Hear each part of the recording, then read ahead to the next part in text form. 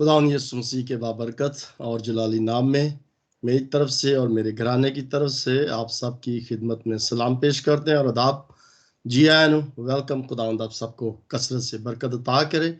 सब ने बहुत ही खूबसूरत प्रस्तुत की है, गीत गाए हैं और ख़ास तौर पर आज के दिन के हवाले से पाम संडे जो कि पूरी दुनिया में सेलिब्रेट किया जा रहा है।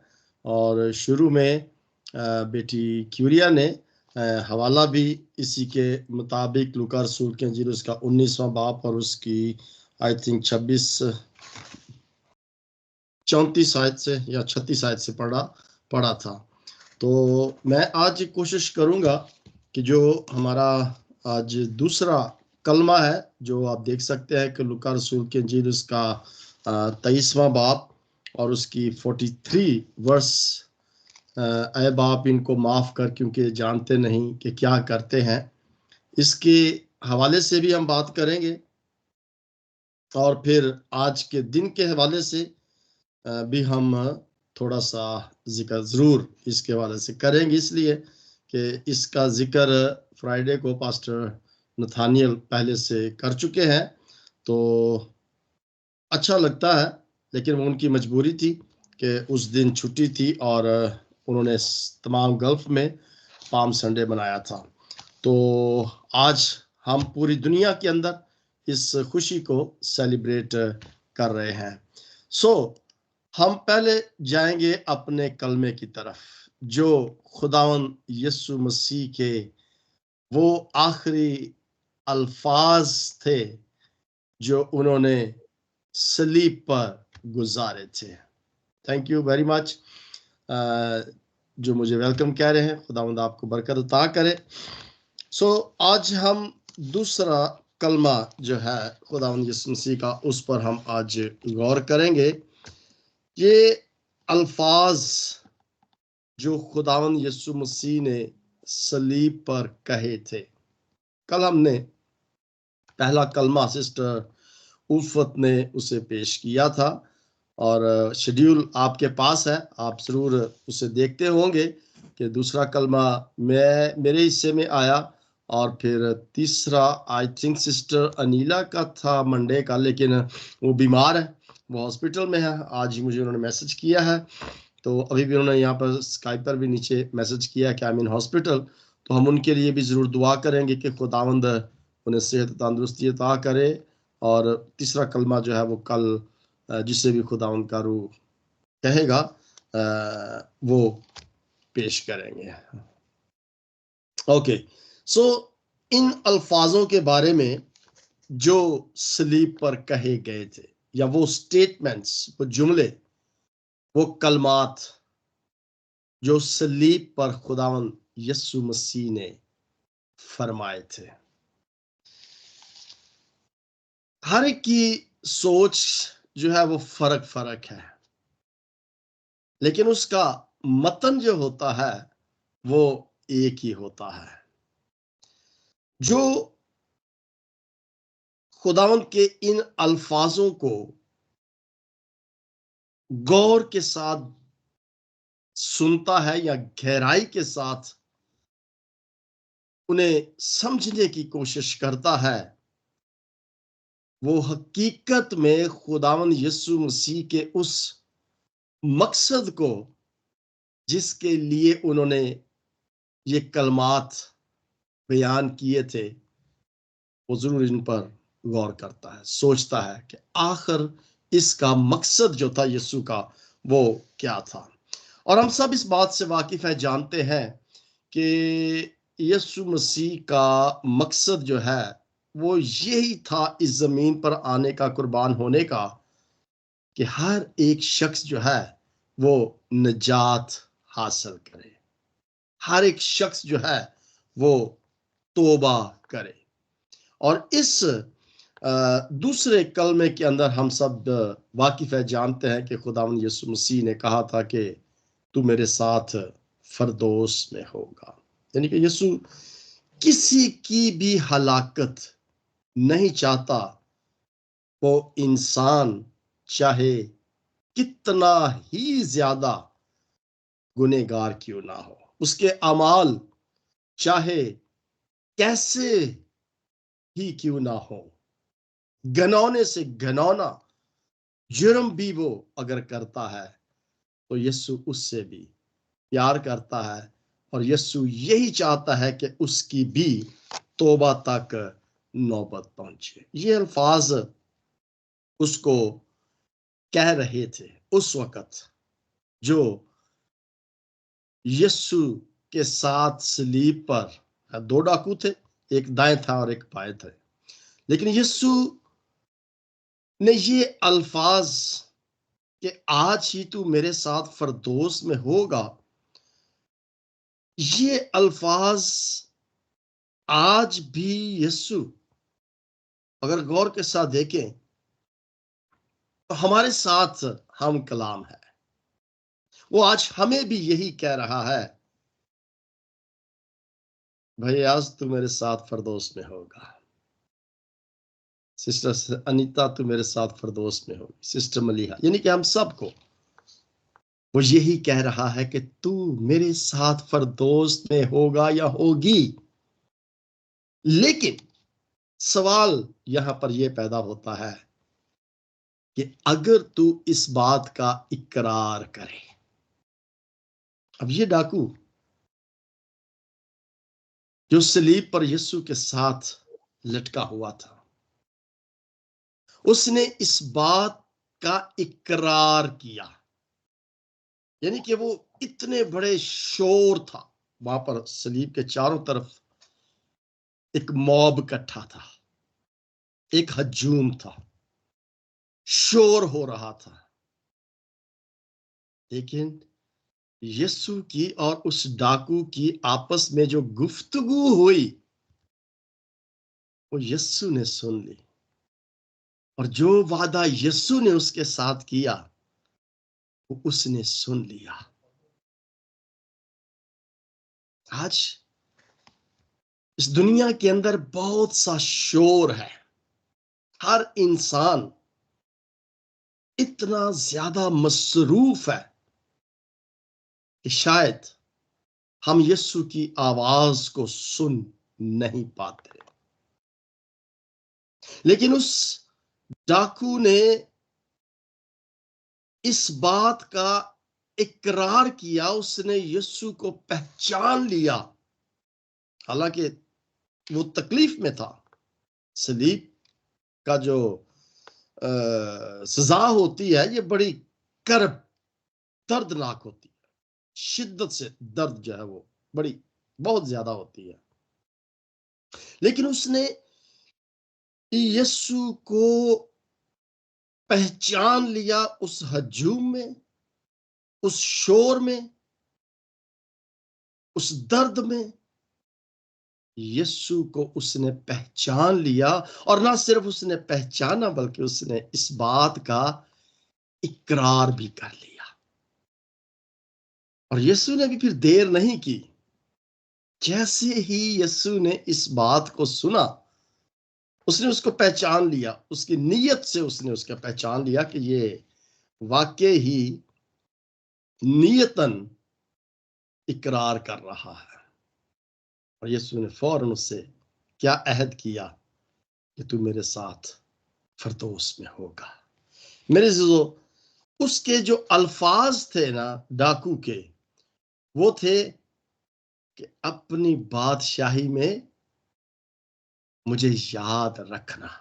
अब उसको पता था, यानी कि उसको पता चल गया था कि ये शख्स बेकसूर है, इसने कोई गुनाह नहीं किया,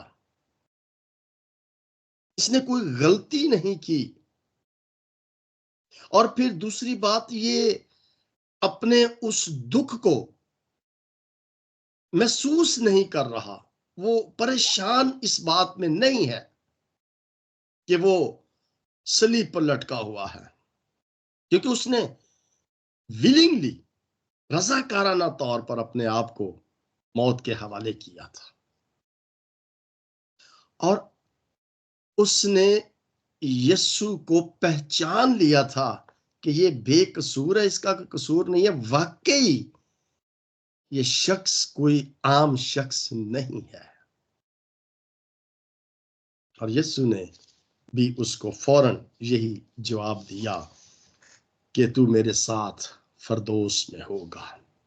लेकिन मेरे जीजों, हम अक्सर जब ये कलमात पेश करते हैं तो मेनली हम क्या करते हैं कि ये शख्स जिसके साथ वादा किया गया यीशु ने कि तू मेरे साथ फरदौस में होगा, उस पर हम बात करते हैं। लेकिन हम उस दूसरे डाकू की बात नहीं करते जो यीशु के दाएं तरफ था। उसकी हमने कभी बात नहीं की। लेकिन मैं आज उसके बारे में भी बात करना चाहूंगा। देखें, ये खुदा की एक बहुत बड़ी बख्शिश है, ये उसकी रहमत है कि वो हमें अक्ल देता है, दनाई देता है, समझ देता है। और देखिए गौर के साथ कि वो डाकू उतना ही करीब था जितना ये करीब था। सलीबें 3 थी वहां पर, 2 नहीं थी। लेकिन हम जिक्र सिर्फ अक्सर तो देखा यही जाता है कि एक स्लीब जो है वो लगाई जाती है चर्चेस के अंदर, कैथीड्रल्स के अंदर, बाजारों के अंदर, मार्केट्स के अंदर। अक्सर हमने एक स्लीब को देखा है। कभी भी हमने 3 स्लीबों को देखा नहीं है कि उनको उस 3 स्लीबों को लगाया गया हो। बड़ी बड़ी स्लीब लगाई जाती है, ऊंची से ऊंची स्लीब जो है वो बनाई जाती है, खड़ी की जाती है, लंबी से लंबी स्लीब जो है वो बनाई जाती है। स्लीब बनाने और हर तरह के लगाने की कोशिश जो है वो की जाती है। मेरे जीजों, कब्रिस्तानों के अंदर हमने अक्सर देखा है कि स्लीबें जो है वो लगाई जाती हैं चर्चेस में। ये हमारा एक निशान है। लेकिन कभी भी हमने 2 या 3 स्लीबों को इकट्ठे नहीं देखा। हालांकि जब यीशु कुर्बान हुआ था तो स्लीबें 3 थी, ये हम सब अच्छी तरीके से जानते हैं। और अक्सर जिक्र हम सिर्फ उसका ही करते हैं जो जिसके साथ प्रॉमिस किया गया था। उसकी वजह यही है कि उसने इकरार कर लिया, उसने अपनी गलती को तस्लीम कर लिया और उसके साथ यीशु ने वादा कर दिया। अच्छा लगता है जब सलीब लगाई जाती है। नो डाउट, मैं ये नहीं कह रहा कि सलीब नहीं लगानी चाहिए, जरूर लगानी चाहिए। लेकिन क्या कभी आपने इस चीज पर गौर किया है कि सलीबें तो 3 थी, हम एक ही लगाते हैं। देखें, इन अच्छे अल्फाजों पर हम गौर करते हैं कि तू मेरे साथ फरदौस में होगा, नो डाउट। अच्छा, मैं एक सवाल आपसे पूछना चाहता हूं, आप इसका जवाब लिख कर भी दे सकते हैं। मैं कोशिश करता रहता हूं, आपको पता ही है कि मैं पढ़ता हूं, जो आप लिखते हैं मैं उनके साथ साथ ये देखने की कोशिश करता हूं। अब ये पोस्टर लगाया गया है तो सवाल जो है वो, ये तो सारे कलमात लिखे गए हैं, 7 कलमात है, ओके। तो सवाल जो है मेरा आपके साथ ये है कि वो डाकू जिसके साथ वादा किया गया था कि तू मेरे साथ फरदौस में होगा, क्या कभी आपने ये सोचा कि मैं उस डाकू को आसमान पर मिलूंगा, या मिलना चाहता हूं, या मिलना चाहती हूं? कभी ये ख्याल आपके ज़हन के अंदर आया कि मैं उस डाकू को आसमान पर मिलना चाहता हूं? मेरी आज ये सवाल जो है मेरे उन तमाम मसीही ईमानदार बेटे बेटियों से है, बहनों से है, भाइयों से है। मेरा गला थोड़ा खुश्क है, मेरी आवाज में भी आप जरूर सोच रहे होंगे कि मेरी आवाज थोड़ी सी भारी है, क्योंकि नजला जुकाम खांसी बुखार है, तो जिसकी वजह से मैं इतना अच्छे तरीके से बोल नहीं पा रहा।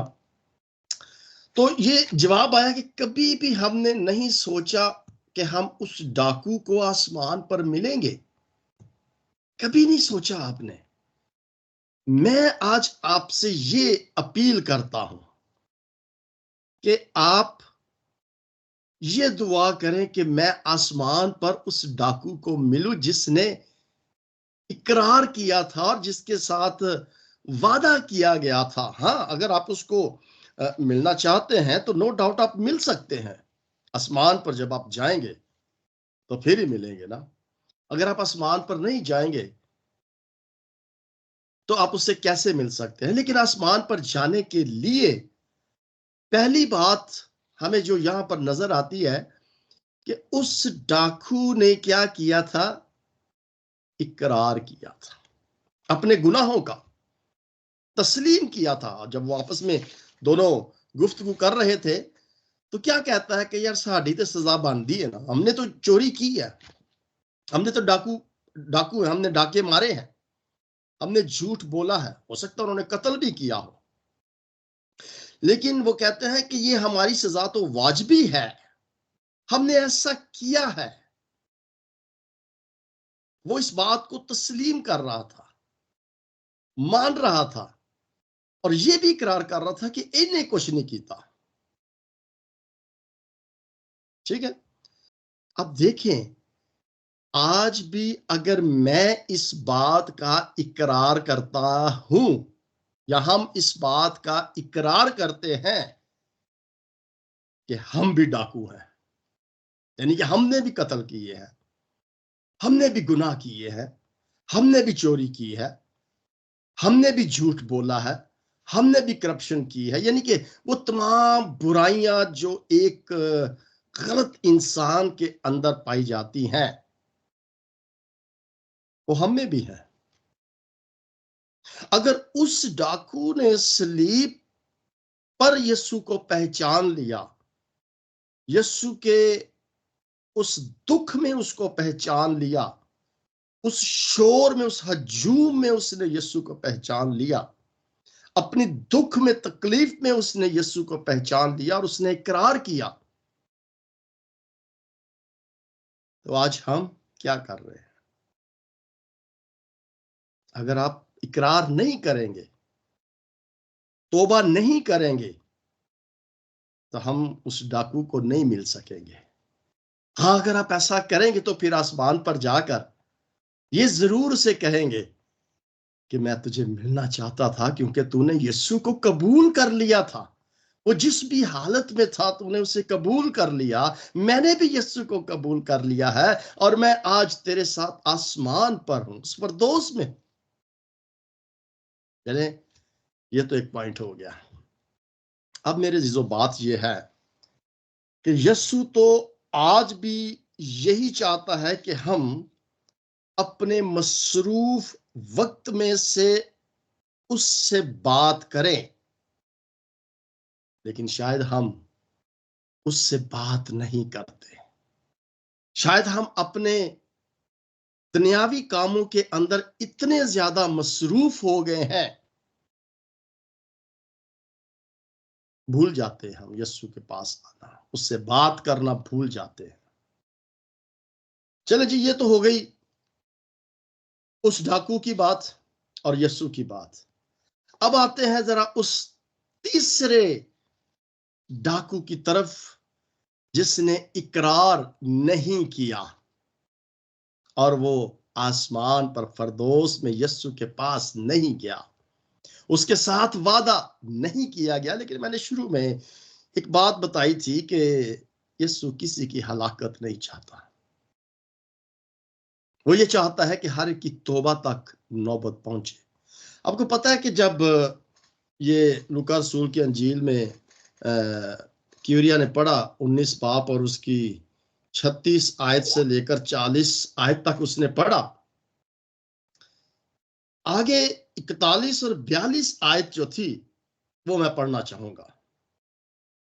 जब नजदीक आकर शहर को देखा तो उस पर रोया और कहा, जब यीशु गधे पर सवार यरूशलेम की तरफ जाता है तो एक ऊंचे मकाम पर आकर वो देखता है, यरूशलेम को देखता है, ये अल्फाज हम क्यों नहीं याद रखते कि यीशु वहां पर देख कर रोया। मैंने आज व्हाट्सएप ग्रुप के अंदर एक गीत लगाया था, ऐ यरूशलेम दी बेटियो अपने आप ते वैन करो। भाई विलियम ने बड़ी अच्छी एक वीडियो भेजी थी, जिन गलियों पर यीशु मसीह गधे पे सवार होकर जा रहे थे, डालियों के साथ उसका इस्तकबाल। ये क्यों, ये यहां पर यीशु क्यों रोया? सवाल ये बनता है, नजदीक आकर शहर यरूशलेम को जब उसने देखा तो वो रोया और कहा, क्या वजह थी? काश कि तू अपने इसी दिन में सलामती की बातें जानता, मगर अब वो तेरी आंखों से छुप गई हैं। यानी कि उन्होंने यीशु को कबूल नहीं किया था, इसलिए यीशु रोया। जिस तरह इस डाकू ने यीशु को कबूल नहीं किया था, इसी तरह से यरूशलेम के लोगों ने यीशु को कबूल नहीं किया था, और यीशु की आंसू बहे, वो रोया। मेरे जीजो, उसको अफसोस हुआ कि मैं इनके पास आया और इन्होंने मुझे कबूल नहीं किया। और आप जानते हैं कि इस्राएल ने यीशु को कबूल नहीं किया था। यीशु इसलिए रोया कि इस डाकू की सलीब भी उतने ही करीब थी और इसकी भी इतने ही करीब थी। इसने कबूल कर लिया और इसने कबूल नहीं किया। उसने जिसने कबूल नहीं किया उस पर यीशु रोया, और वो आज भी रो रहा है उन लोगों के बारे में जो यीशु को आज भी कबूल नहीं कर रहे। मेरा सवाल या हासिल कलाम ये है कि अगर आज हम इकरार करते हैं तो हम भी फरदौस में जाएंगे, लेकिन अगर हम इकरार नहीं करते, आज भी इस दुनिया के अंदर बहुत सारे ऐसे लोग हैं जो इकरार नहीं कर रहे, तो क्या ये मेरा और आपका फर्ज नहीं है कि हम ऐसे साथी को तलाश करें? वो जब वो आसमान पर जाएंगे तो हो सकता है कि वो पूछे, मेरा वो साथी जरा सी ना डाकू वो नहीं आया, उसका क्या हाल है? वो पूछेगा। उसका साथी था, हम प्याला था, इकट्ठे मिलके काम करते थे, और एक जब नहीं गया तो वो डेफिनेटली उसका दोस्त था, वो परेशान होगा। आज भी मेरे जीजो यीशु रोता है उनके बारे में जो यीशु का इकरार नहीं करते, जो तौबा नहीं करते। मुझे आपकी एक फेवर चाहिए, यानी आपका एक एहसान जो है मैं चाहता हूं। मैं इस बात का इकरार करता हूं या करती हूं कि मेरे साथ मिलकर हम उस डाकू को तलाश करें जिसने इकरार नहीं किया, जिसने तौबा अभी तक नहीं की, जिसने अभी तक यीशु को नहीं पहचाना,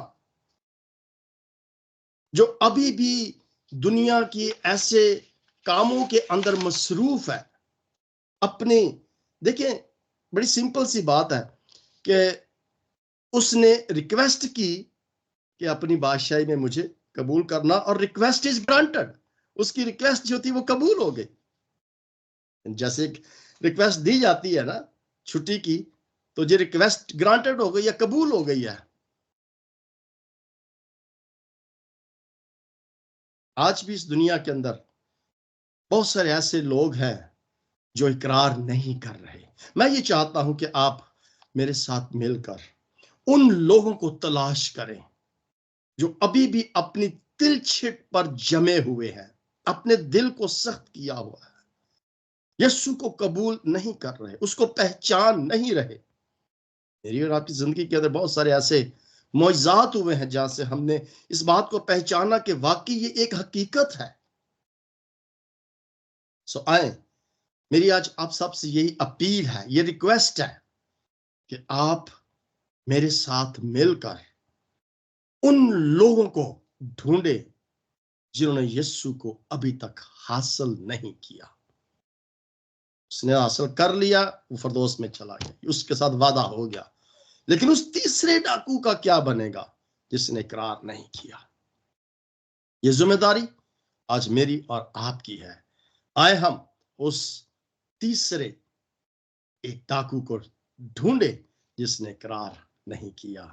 काश के आप मेरे साथ मिलकर इस जिम्मेदारी को निभाएं ताकि वो भी अपने दोस्त को मिल सके। कोई भी इस दुनिया में ना रहे बल्कि हर एक की तौबा तक नौबत पहुंचे। खुदावंद इस कलाम के वसीला से आज हम सबको बड़ी बरकत अता करे। आमीन एंड गॉड ब्लेस यू। आमीन। थैंक यू पास्टर जी आज के इस खूबसूरत बाबरकत और खूबसूरत कलाम के लिए, जिससे हम सब ने बहुत बरकत पाई।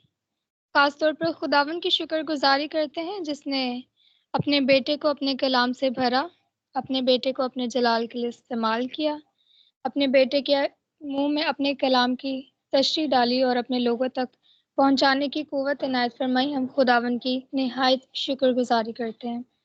हमारे दरमियान मैम नसरीन जान अवेलेबल हैं, तो उनसे रिक्वेस्ट करती हूँ कि आप कलाम की शुक्रगुजारी की दुआ में हम सबकी रहनुमाई कर दें।